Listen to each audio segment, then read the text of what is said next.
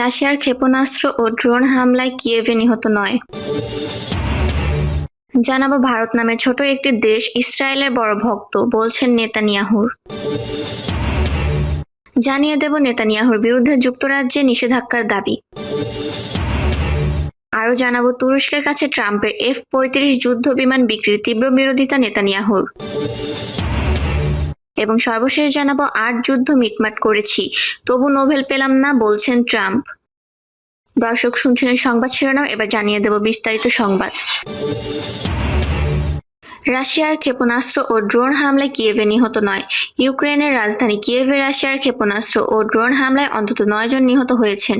এ ঘটনায় আহত হয়েছেন আরও অন্তত ৪৬ জন। হামলায় একাধিক বহুতল আবাসিক ভবন সহ বিভিন্ন স্থাপন ব্যাপকভাবে ক্ষতিগ্রস্ত হয়েছে। তিমুর তকাচেস্কু বলেন, নিহতের সংখ্যা বেড়ে ৯ জনে দাঁড়িয়েছে, তবে উদ্ধার অভিযান চলমান থাকায় হতাহতের সংখ্যা আরও বাড়তে পারে।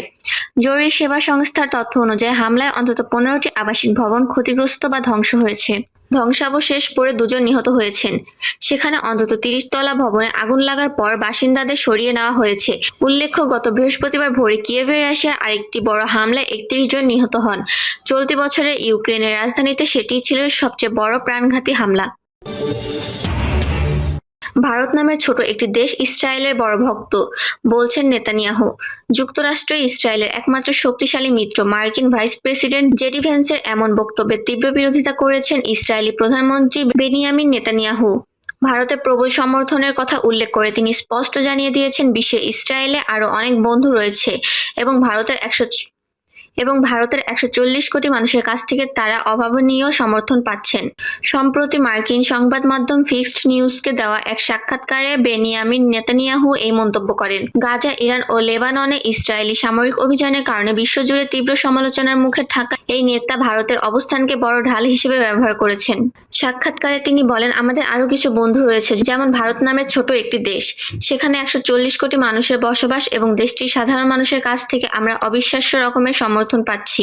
বিশেষ করে সামাজিক যোগাযোগ মাধ্যম ফেসবুকে ভারতীয়দের কাছ থেকে ইসরায়েলের পক্ষে বিপুল সমর্থনের বন্যা বয়ে যাচ্ছে।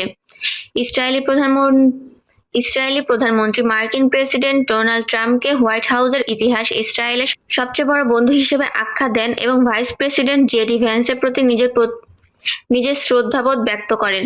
তবে তিনি স্পষ্ট করে বলেন, শ্রদ্ধাবোধ থাকার মানে এই নয় যে ভ্যান্সের সব কথার সাথে আমাকে একমত হতে হবে। বিশ্বের অনেক দেশের সামাজিক যোগাযোগ মাধ্যমে ইসরায়েল বিরোধী বা ইহুদি বিরোধী প্রচারণাকে এখন ফ্যাশনে পরিণত করা হয়েছে, কিন্তু পর্দার পেছনের চিত্র সম্পূর্ণ ভিন্ন। অনেক দেশের শীর্ষ নেতারা ব্যক্তিগতভাবে তাকে ফোন করেন এবং বিভিন্ন দ্বিপাক্ষিক চুক্তি সই করার পাশাপাশি ইসরায়েলি সেনাবাহিনীর রণকৌশল শিখিয়ে দেওয়ার জন্য অনুরোধ জানান। কয়েক সপ্তাহ আগে হোয়াইট হাউসে আয়োজিত এক সংবাদ সম্মেলনে জেডি ভ্যান্স ইসরায়েলকে হুঁশিয়ারি দিয়ে বলেছিলেন, ইসরায়েলের উচিত হবে না বিশ্বের বুকে তাদের অবশিষ্ট থাকা একমাত্র শক্তিশালী মিত্রের যুক্তরাষ্ট্রের সাথে বৈরতা করার। গত মাসে ইরানের সাথে যুদ্ধ অবসানের লক্ষ্যে যুক্তরাষ্ট্রে সই করা একটি সমঝোতা স্মারককে সমর্থন করতে গিয়ে ভ্যান্সে এই মন্তব্য করেছিলেন। মার্কিন ইরান সমঝোতার সেই শর্ত অনুযায়ী লেবানন থেকে ইসরায়েলি সেনা প্রত্যাহারের কথা থাকলেও ইসরায়েল তা এখনো মেনে নেয়নি। এই প্রসঙ্গে নেতানিয়াহু দাবি করেন, দক্ষিণ লেবাননে বেশ কিছু খ্রিস্টান অধ্যুষিত গ্রাম নাকি হিজবুল্লাহর হাত থেকে বাঁচতে ইসরায়েলের সাথে যুক্ত হওয়ার অনুরোধ জানিয়েছে, যার কারণে তারা সেখানে অবস্থান করছেন। তবে লেবানন পরিস্থিতি যাই হোক না কেন, কূটনৈতিক ক্ষেত্রে জেডি ভ্যান্সের এক স্বচ্ছ মার্কিন আধিপত্যের দাবিকে ভারতের নাম টেনে সরাসরি নাকচ করে দিলেন ইসরায়েলি প্রধানমন্ত্রী। নেতানিয়াহুর বিরুদ্ধে যুক্তরাজ্যে নিষেধাজ্ঞার দাবি। ফিলিস্তিন বেসামরিক নাগরিকদের ওপর পদ্ধতিগত ও নৃশংস নির্যাতনের দায়ে ইসরায়েলের প্রধানমন্ত্রী বেনিয়ামিন নেতানিয়াহু এবং দেশটির বিচারমন্ত্রী ইয়ারিভ লেভিনের ওপর নিষেধাজ্ঞা আরোপের জন্য ব্রিটিশ সরকারের প্রতি জোর দাবি জানিয়েছেন যুক্তরাজ্যের অর্ধশতাধিক সংসদ সদস্য। বিভিন্ন রাজনৈতিক দলের অন্তত ৭১ জন এমপি ও লর্ডস সভার সদস্য গত সপ্তাহে দেশটির পররাষ্ট্র সচিব ইভেট কুপারের কাছে পাঠানো এক যৌথ চিঠিতে এই আহ্বান জানান। ব্রিটিশ সংবাদ মাধ্যম হাই নিউজের এক প্রতিবেদনে এই তথ্য নিশ্চিত করা হয়েছে। ক্ষমতাসীন লেবার পার্টির এমপি নীল ডাক্কান জর্ডানের নেতৃত্বে পাঠানো এই চিঠিতে লেবার পার্টি ৩০ জন এমপি ও ৭ জন পিআর সহ green party, liberal Democrats, Scottish national party এবং কনজারভেটিভ পার্টির আইন প্রণেতার স্বাক্ষর করেছেন।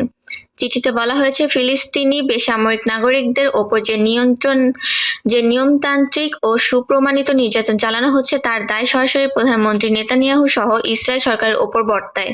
এর আগে উগ্র ডানপন্থী ইসরায়েলি মন্ত্রী ইতামার বেন গভির এবং বেজালেল স্মোট্রিচের ওপর যুক্তরাজ্যের নিষেধাজ্ঞা আরোপের সিদ্ধান্তকে স্বাগত জানিয়ে সংসদ সদস্যরা বলেন, ওই পদক্ষেপ ইসরায়েল সরকারের আচরণে তেমন কোনো পরিবর্তন আনতে পারেনি, বরং এরপর থেকে বন্দীদের ওপর নির্যাতনের মাত্রা আরও বহুগুণ বেড়েছে। এই দাবিতে জাতিসংঘে বেশ কিছু প্রতিবেদনের সূত্র উল্লেখ করা হয়েছে। চলতি বছরের ফেব্রুয়ারিতে প্রকাশিত জাতিসংঘের এক প্রতিবেদনে বলা হয়েছে, ফিলিস্তিনি পুরুষ, নারী ও শিশুদের ওপর নির্যাতন চালানো এখন ইসরায়েলি আধিপত্য ও শাস্তির একটি অবিচ্ছেদ্য অংশ হয়ে দাঁড়িয়েছে।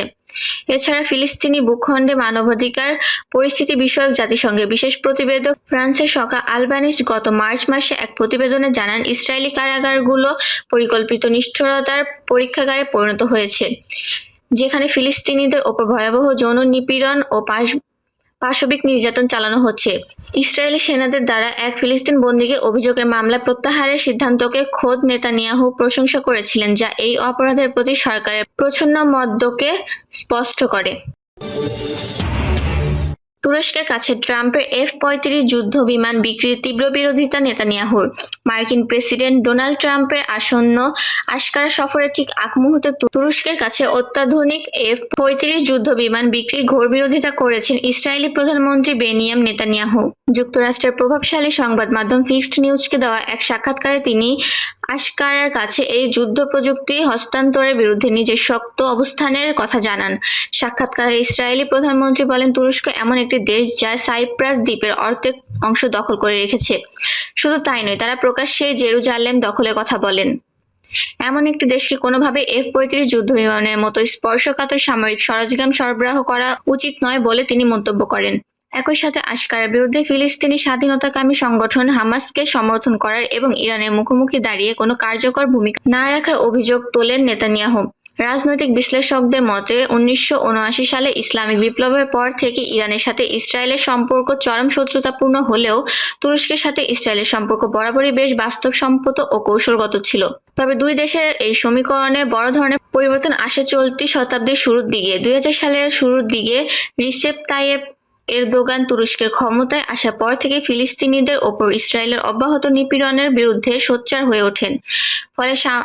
ফলে সাম্প্রতিক বছরগুলোতে আশকারা ও তেল আবিবের মধ্যকার দ্বিপাক্ষিক সম্পর্কের ক্রমাগত উত্তেজনা ও দূরত্ব তৈরি হয়েছে, যা নেতানিয়াহুর এই সর্বশেষ মন্তব্যের মাধ্যমে আবারও স্পষ্টভাবে সামনে এলো।